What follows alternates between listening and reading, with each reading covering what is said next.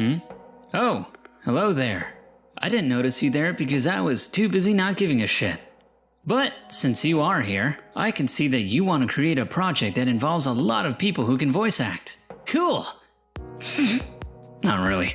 Anyway, since I gave a few amateur tips before, I decided to ask myself, hey, Richie, how else can I exploit these idiots? I mean exploit their spongy minds to soak in some helpful advice that could help ease the stress out of making such a thing. Well, I'm glad you asked past me from a few seconds ago, because I, in fact, have said answer. Is it 42? Minecraft videos. Just kidding. The actual answer is one of those lame top 20/10 videos, this kind of thing. Ooh. I think I'm dying. So let's get started. It is very advisable to have the entire script written down before anything else. I have seen many projects and have been found guilty myself of casting people without having everything finished. The reason for this is because it makes starting things easier, and your voice actors won't stand around waiting for you or your writing team to get off their Frito-covered shirt asses to finish the script. I would also recommend notes such as camera angles or the type of music you are probably looking to use, but that is on a bit of a higher level of production if you can visualize everything sooner. I can do that. No, you can't. But I really... Just shut up! I said you are an amateur! Asshole. That's fair. As a director, it is your responsibility to ensure that once you have your script finished, so to speak, that you make available notes in said script to give your lovely voice acting slaves some enlightenment on how you want those lines to be delivered. I'm confused. Let me explain, since this is a very tricky tip to teach. However, I shall do what I can.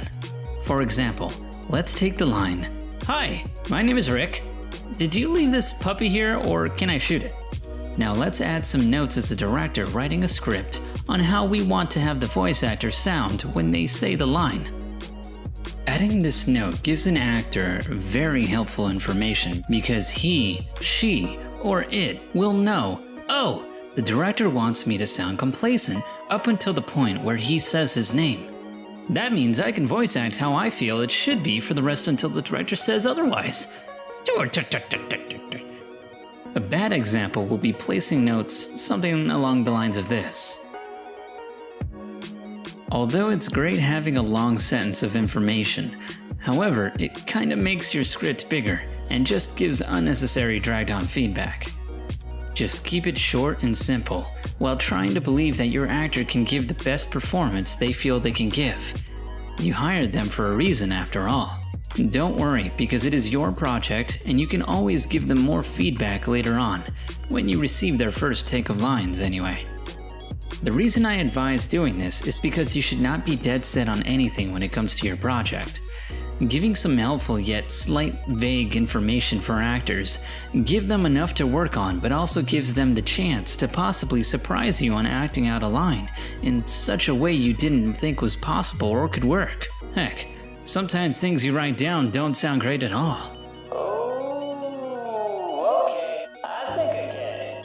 No, you don't, because you're a sack of shit! This leads me to my next helpful throbbing tip of amateur advice. Trying to be open to feedback or even improvisation from voice actors. They may or may not have some feelings on how their character might be looked at in another perspective. You don't always have to take said feedback, but it's good to be open to at least listening to it. I have an idea. Is it these nuts? 'Cause you're gonna get them? Moving on.